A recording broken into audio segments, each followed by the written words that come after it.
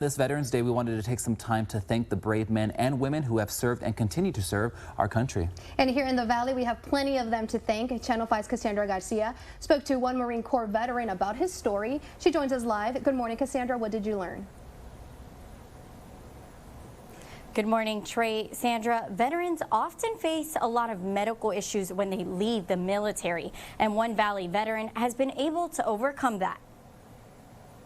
Retired Marine Corps Lance Corporal Jose Villarreal was raised in the Rio Grande Valley.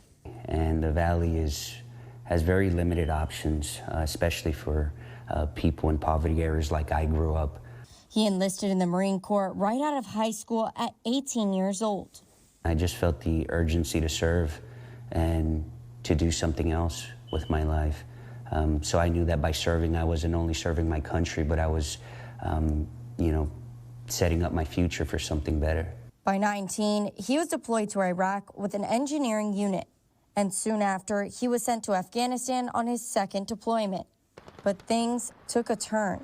Our convoy was hit during one of these deployments to the Middle East, and just the intense amount of exposure of the things that happened out there, not only physically but mentally, it took a toll. When he returned, he says nothing was quite the same. I thought I was fine.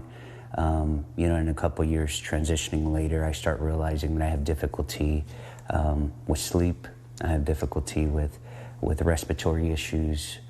Villarreal had developed COPD from the toxic fumes in the blast and was struggling to manage life on his own. That's when he turned to the Semper Fi and America's Fund for help. They helped me navigate the complexities of my medical issues. They provided emotional support, guidance, and it was easier to transition from military to civilian life. And with a generator from the Semper Fi and America's Fund, Villarreal paid it forward. When the freeze hit and there was no power in the Valley for 4 or 5 days, we were the only ones on this street with power.